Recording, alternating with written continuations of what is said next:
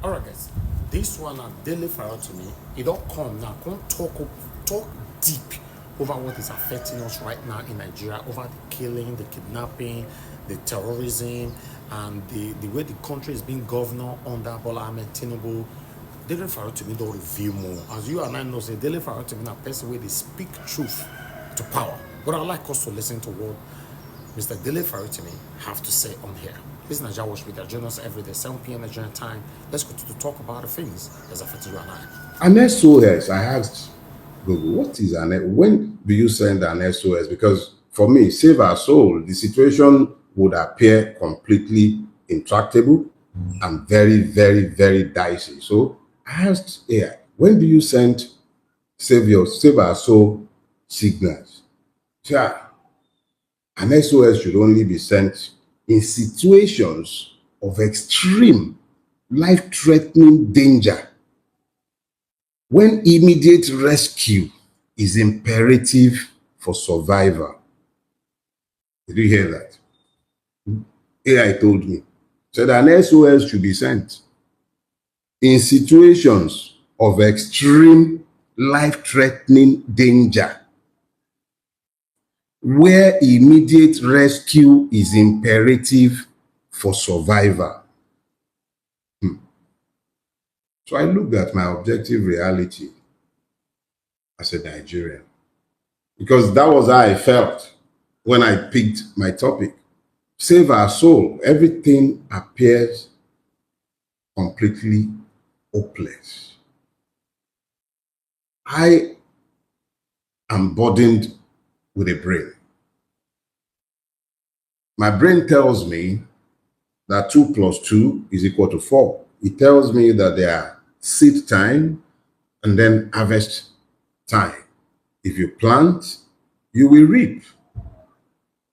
There is no way you will plant without reaping. And I see all the things that the Nigerian state has planted, that the Nigerian victims have tolerated, nurtured, planted. I see the lies and I spoke to it. I spoke of the harvest of lies. I spoke of the nation of liars. I saw all the things to which I have spoken, and I see the continuing deterioration. And I realized that our situation had come to the point where we are analogous to a sinking ship. And we actually do qualify to send out the distress signal, save our souls. But why do I believe us qualified? Our lives are in imminent danger. That is the reality. Our towns and villages, even cities, are no longer safe, and the dangers have become existential. We've lost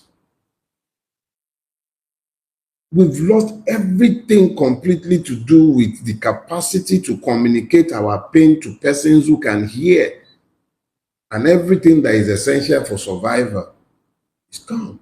A lot of persons are in IDP camps. They lack water. Even persons who are not in IDP camps, they lack water, potable water. They lack food supplies.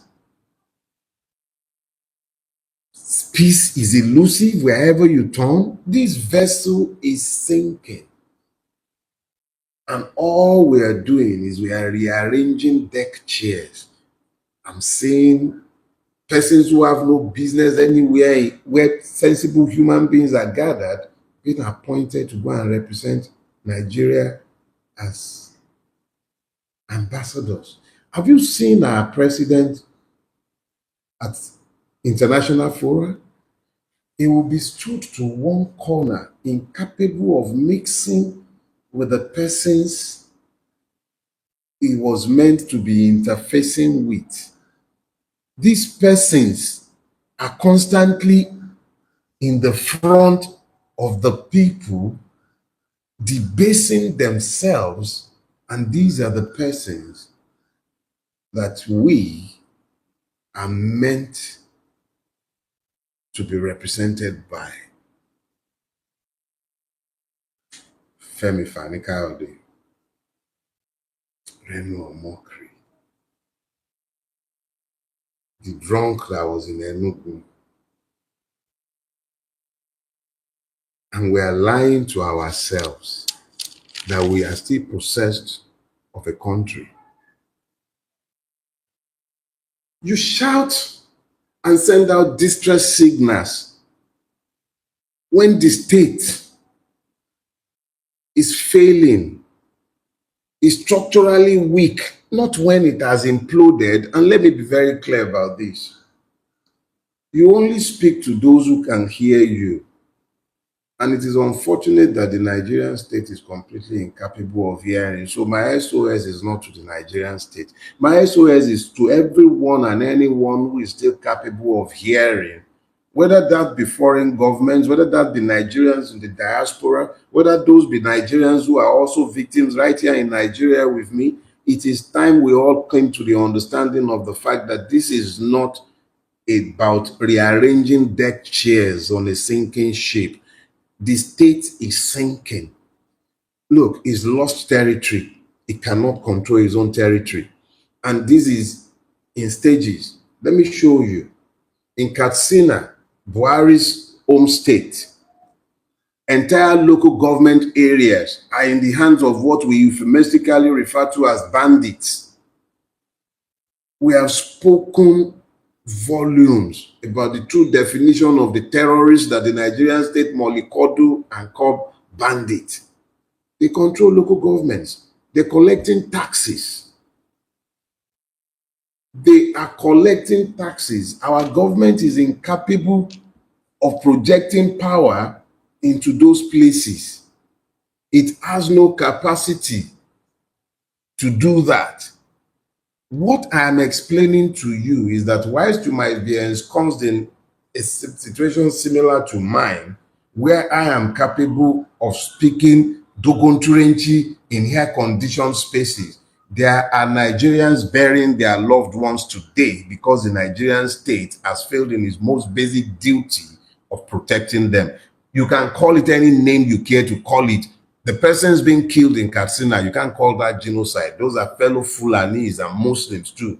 But right now, today, as we are speaking, somebody else, another branch of the madness that has been licensed and tolerated by the Nigerian state, is murdering somebody because they are Christians and because they are non-Muslims, because they own their land that these other persons are coveting. They are killing those persons and taking over their land, and the Nigerian state is stood by. Complicit. That is what I call it, complicit. Entire communities, villages, despoiled and resettled, and the Nigerian state stands by. That is the one that is genocide. It exists side by side with the terrorism of the ones that you call bandits. It exists side by side with the terrorism of the one that is the mineral bandits, those ones who will chase people off their land because some persons who have legal mining licenses require the services of bandits to access mineral rights that have been given in spite of the existing historical rights of the owners of the land. This is the reality. So if I'm talking about save our soul, it is because the persons who should be saving the Nigerian have become complicit in the ruination of the Nigerian. Our government is complicit in the evil that has overtaken this land. So I am saying save our soul, and this is to anyone who still cares about humanity. Don't wait until you are seeing scenes from our cities of slaughter, because it is coming. That is the reality. All that is standing between us and wholesale slaughter is the illusion of a state that has already failed or is rapidly failing. How can you say it's not a failed state where the state is no longer able to project power and it does not have a monopoly of force?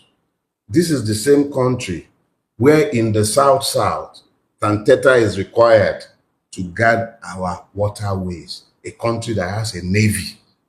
What do you call that? What do you call that? You talk to me about private military contractors. This is the same country where Sari Dokubo openly tells all of us that he operates as a non-state actor under the license of the state to carry out missions that is not even accountable to law. The rules of engagement is unknown to anybody. The terms of engagement completely unknown to anybody. Opaque in the extreme. And that is why in the South, you have unknown gunmen, unknown men, you have this one, you have that one, madness everywhere. And he will tell you how many states he has operated in. Why won't he boast about it in a country overtaken by impunity? My friend, too, Philip, on Facebook was quipping about how maybe MC Oluomo should have made the ambassadorial list. How could he make the list when they need him for the 2027 election and all the other strong arm things that has to be done in the country? That is the extent of the country. It has lost its monopoly of force. Everywhere you turn in Nigeria, in the southwest is Agberu. In the southeast is largely, partly Agberu, largely separatist agitation, non-state actors, sometimes licensed by the state. And that is before you begin to factor in the armed Fulani terrorists. The same thing in the south-south. The south-south, you have the armed Fulani terrorists. Yesterday in Enugu, people were kidnapped. In Enugu, persons known to me were kidnapped. As I've been speaking with you online, I have had calls made to me from the phone number of a friend who's been kidnapped. That is the extent of the putrefaction of this state. You might have noticed my distraction a few minutes ago when I was starting this. It was because I was receiving calls from the number of a friend who had been kidnapped by Fulani terrorists in Ogun State. So let's be clear about something. This is not something that is happening to them. It's beginning to happen to us. It's coming home. It is coming home. You have to align this again with the erosion of legitimate authority. Look, ambassadorial list came out. And what did you see?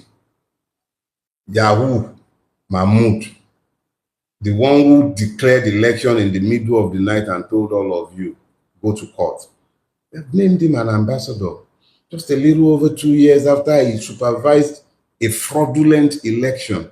Look, justice must not only be done, it must be seen to have been done. This is a deliberate undermining of the electoral process.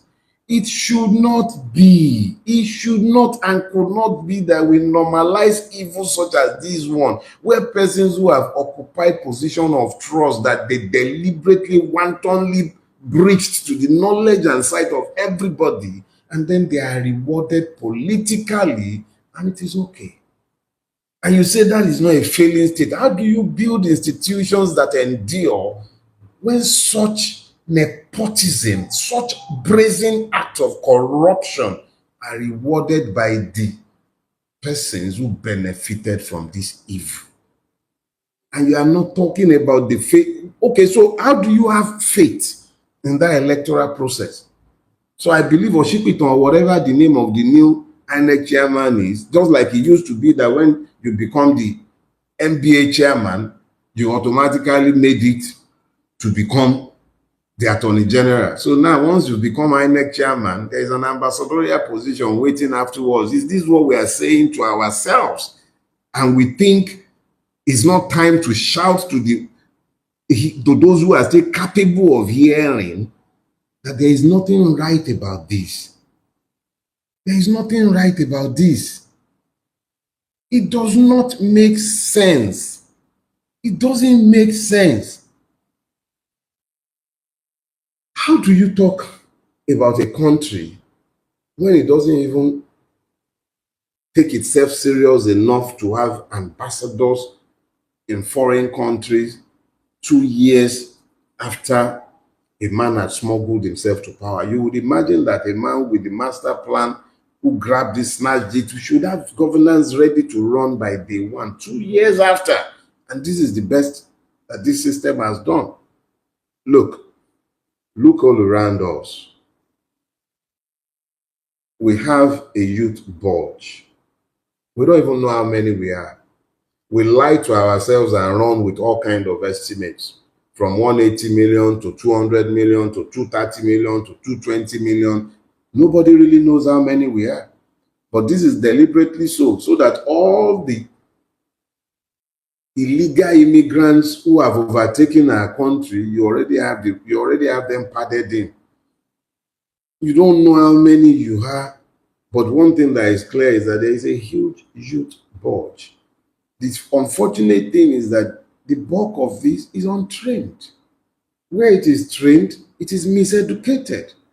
Where it is not, there is a whole heap of issues staring this in the face. This country is failing, is on its way to failure. You have huge population displacement all over the place. I spoke about the one in Plateau State that is properly documented. 64 villages, 64 villages despoiled and resettled. And there are still governments in this country. A local government chairman is collecting money in relation to those places that have been despoiled and resettled. How? How? You have groups of internally displaced persons camps. Nobody is looking at them, but you are busy resettling, rehabilitating terrorists, and the victims are left ignored. How do you expect to have peace so that a country might endure or even survive? You have unresolved group grievances. The Igbo have genuine grievances against Nigeria. So do the Ijos. So do the Yoruba. So do everybody in Nigeria. Almost everyone has one grievance or the other, legitimate ones, against the Nigerian state. And we dare not ask questions. If we speak, we are intimidated, in some cases, killed, just for speaking. Nothing more, just for speaking. Killed, imprisoned, victimized, just for speaking, not for anything more. Somebody was said to have incited terror. Okay. Life imprisonment. Somebody was a field commander, 20 years in jail. Make it make sense. A man kills a terrorist who was trying to kill him on his own farm. You convict him for murder. Make it make sense. How is that? So, you see, we are getting to a point where we must understand that multiple red lines have been crossed by the Nigerian state. We have a situation today where Nigerians no longer emigrate. It was Shewa Nicola Pokuti who first coined the word, and it's quite succinct. They are escaping now. Let me use myself to illustrate this point. I have never desired to see my children live outside Nigeria. Everything I do, initially it was about making sure that this country is preserved for our children so that they do not become indentured slaves in other men's land. So whilst when it was convenient to have packed my bags and baggages and joined the diaspora, it never crossed my mind. I could never see myself living in the diaspora. And I spent eons convincing my children that they want nothing to do with a life in exile. But as the university system collapsed, like most other persons in my generation, we spent money, great sums, educating our children abroad. Sometimes some of us sold our substances, properties acquired over time, savings. We sent them abroad to go to school. And then there's a phenomenon that my generation is now having to deal with. Those young men and women that we spent our substances and our youth training abroad, they don't want to come to Nigeria. They are voting with their feet. They can see the ruination of Nigeria, and they have decided that they will help us in shouting, "Save your souls," from the comfort of exile. Everything we rejected and repudiated is being thrown right back in our faces because we failed to build this country. My own son will tell me he doesn't want to come back to Nigeria. This is a boy I raised understanding that this is home. But can I complain? Have we built a country they can be proud of? You want them to come home for dirty December? They will come. They will come home for dirty December, always waiting for the first opportunity to japa Some of them wouldn't even come to Lekki or VI. They would rather stay in Ikeja so that they are close to the airport in case everything goes belly up. That is the country we have built. And you don't reckon we should be shouting, save our souls. Let me be very clear so that you get it and get it quickly. When you have this much human flight and brain drain, it is contextual evidence of the failure of the state. They've recognized, this one that I'm telling you with Dogon Trenchi that the ship is sinking. Those kids, they understood it early. They can see it, that this country is not, I wrote a piece some years ago after a visit to the UK. It struck me in the face. I said, Nigeria is not a jungle. I wrote the first one, I wrote the second one. Nigeria is not a jungle one, Nigeria is not a jungle two. That was when I realized that if it was a jungle, it would have some order. They can see the disorder, the chaos with which we live, the organized chaos, the madness that we have acculturated. These kids can see it because they didn't grow up with the madness. They couldn't have any excuses for it. We ensconce them. Now they come around. They call it holiday. It's almost like going on holiday in a war zone, like a safari. That is what Nigeria has become to the diaspora. They come around, barely tolerate us for 2-3 weeks, and then the japa. Do you know the meaning of japa? That is when you are running with your hand, eating your hand pit. That means you are flapping your hand pit as you're running with alarm. That is how they are living Nigeria, running with alarm, because they see no hope.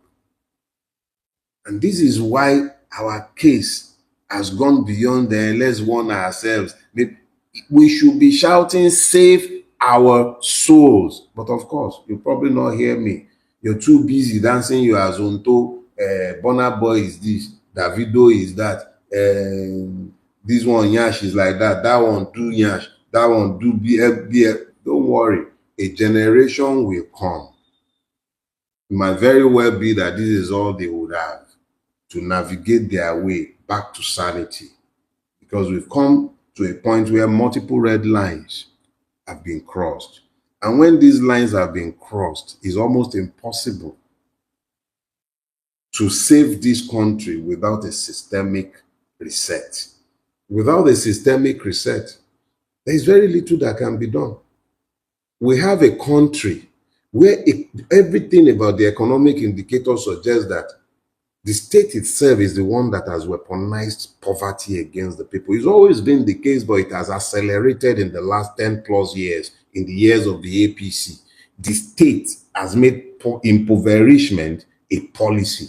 46% of Nigerians live below the poverty line. And this was accelerated in the last 10 years. A person against whom you have weaponized ignorance is already doomed to poverty. That is the reality of the Nigerian and has been his reality for a long time. It didn't start with the APC years. It started in the years of the military, particularly in the Babangida years. But it has accelerated dramatically and dangerously in the last 10 years. You have a situation where the state has rolled out policies deliberately designed to sustain the poverty of the people. I'll show you. These are very demonstrable things. When you begin to hear of, subsidy is gone, what is the tangible benefit of that policy to the Nigerian? There must be benefits intended when policies are mooted or initiated or executed.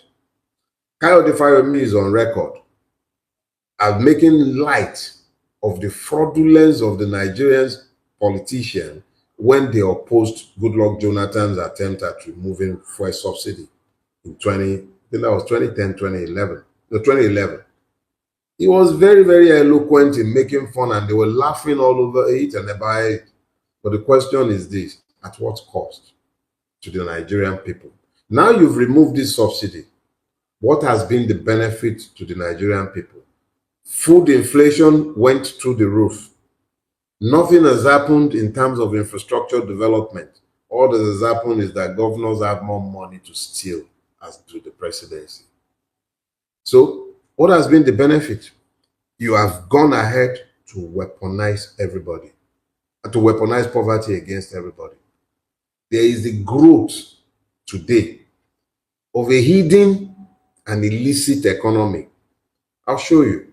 Because of the terrorism in the mineral sector, you have persons who have made billions from gold and diamond and other mineral resources that have been illegally extracted and exported. These persons have money. They have armed bandits to ensure their continuing access to these riches. The state is being compromised in most times, in most cases, by persons who are within the government itself.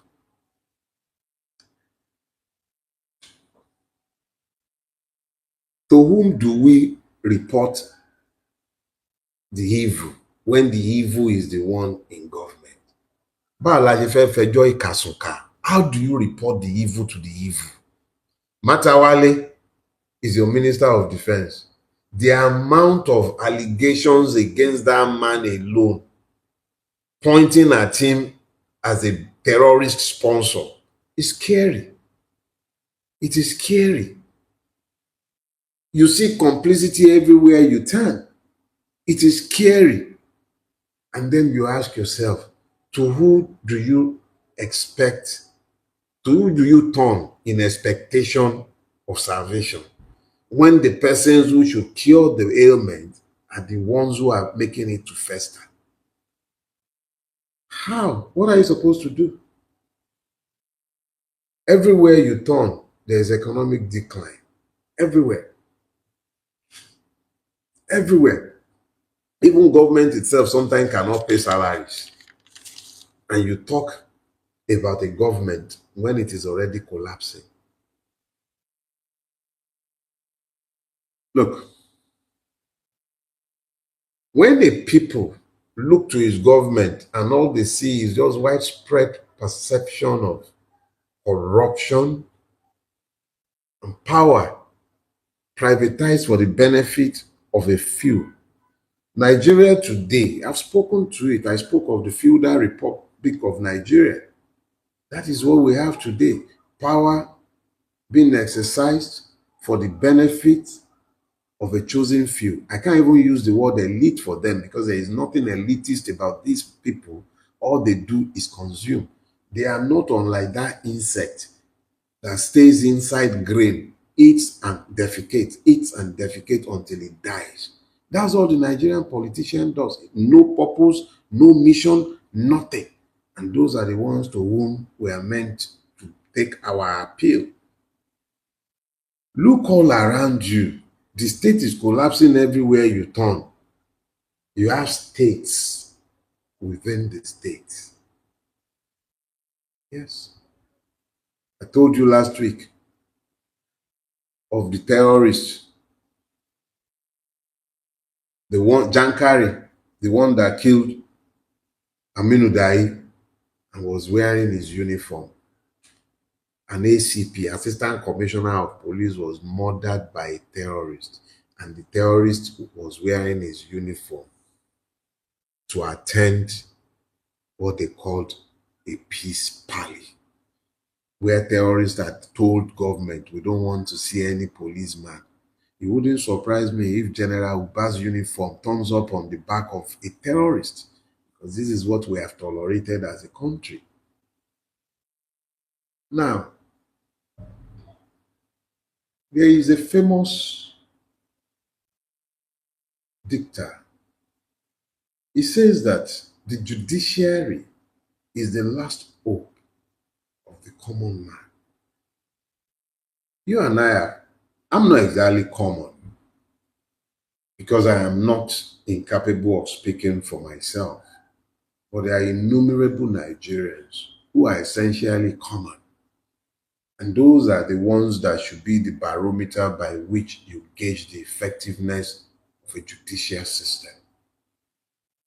But no Nigerian looks to the judiciary for hope. If they did, the retired chief of naval staff would not have required the Yerima to stop Wike.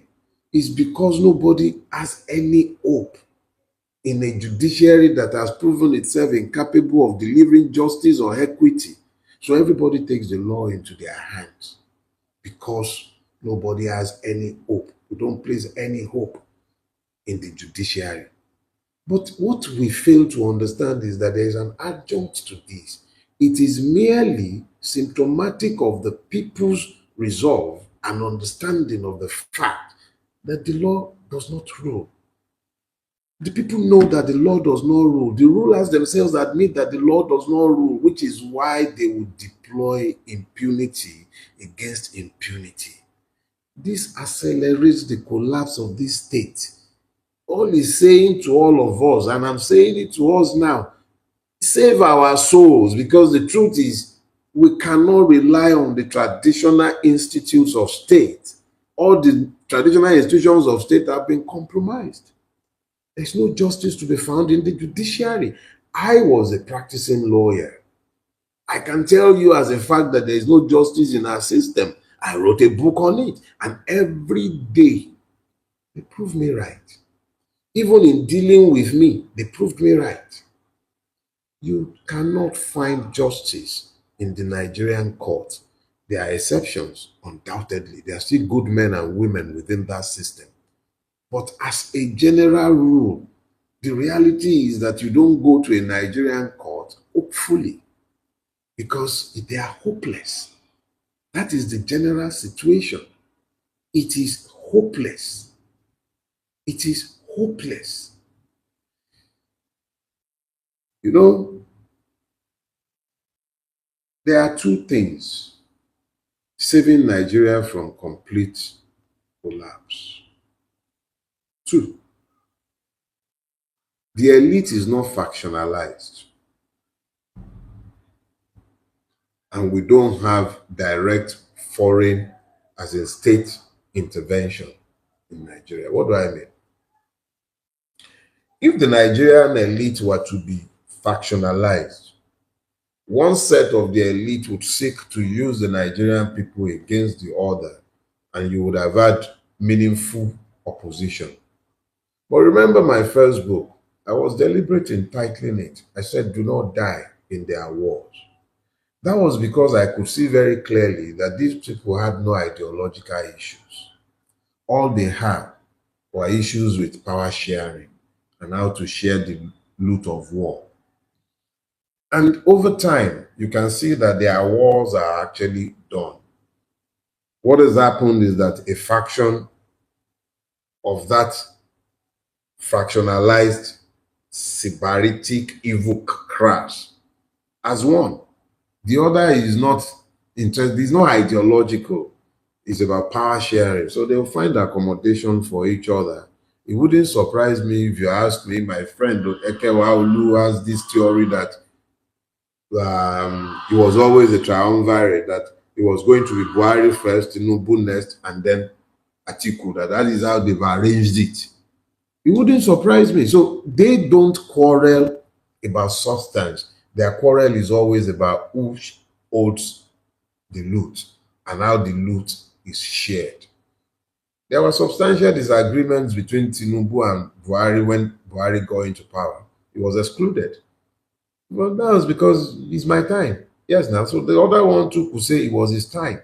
So the elite, quote and unquote, because there is nothing elite about them, they have already gone beyond any ideological fight. They don't have. That's why you see the one that is a pastor, the daughter or son who married the Alaji. It's an incestuous, highly incestuous elite. It functions on this syncretic capacity to just become as one and do whatever is required for the survival of their craft. Whatever it takes, They are willing to do it. So because of that, the illusion of a state is maintained because there aren't strong persons pulling apart on the basis of ideology, which would have ordinarily been strong enough to checkmate the worst excesses of those in power. But it's no such thing.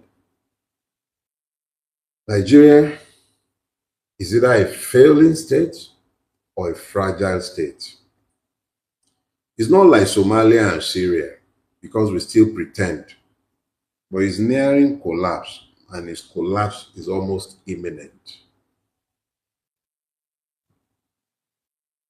Let me say this. The Nigerian is resilient, very resilient. But we have a democratic process that is highly challenged, completely compromised, highly challenged, in danger of imminent collapse. I will say this to all of us.